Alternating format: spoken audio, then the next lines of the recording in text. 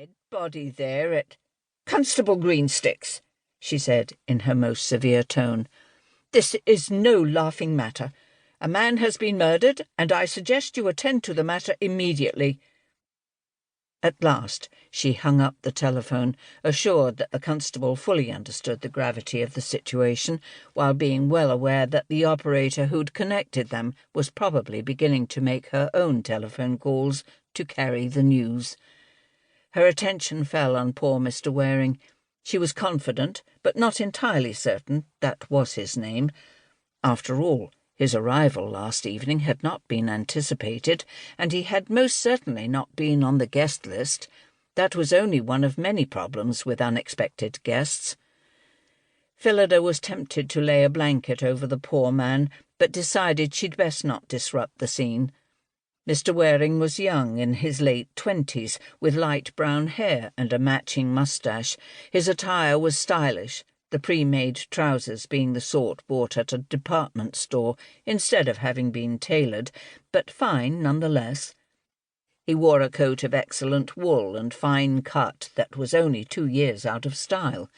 It was clean and, she noted with satisfaction, possessed a fully intact hem. In Phyllida's opinion, a sagging hemline was the first indication of a lack of attention to detail and appearance, and was usually borne out in other ways. Phyllida glanced at the clock and saw that it was just 7. Mrs. Agatha wouldn't normally be up for at least 2 hours, and even then she would go into her office to write for a time before joining her husband and their guests. Phyllida was also reminded to schedule the men to come and oil the clocks next week, after the house guests had gone. It would be 2 weeks early, but she'd noticed the grandfather clock at the bottom of the main staircase was grinding a bit. The more pressing task was to inform Mr. Dobble of the situation, and the very thought was enough to have her wishing for another very strong cup of Darjeeling. One usually needed some type of fortification before interacting with the Mallowans' butler, and since it was hardly past 7 in the morning, she would have to forego the rye whisky. Unwilling to leave the library unattended, Phyllida rang for Mr. Dobble. Admittedly, the idea of calling the butler to her rather than going to him, as one would normally do, made her smile. Not that that was unusual. Phyllida, for all her exacting standards and regimental mind, was possessed of an optimistic, pragmatic, and sunny personality, although she was most often required to act in a reserved manner as the individual who managed the majority of the household staff, not to mention its budget.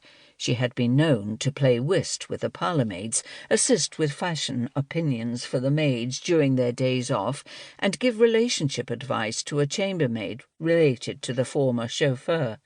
He'd been a poor prospect due to his wandering eye and hands, and more than one of the kitchen maids had seen the very correct housekeeper go soft and gooey-eyed over a litter of fuzzy kittens.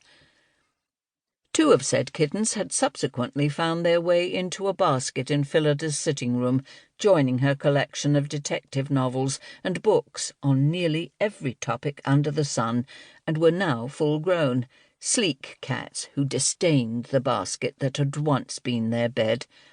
However, Stilton and Rye helped keep at bay any mice who might confuse the larder for their homestead.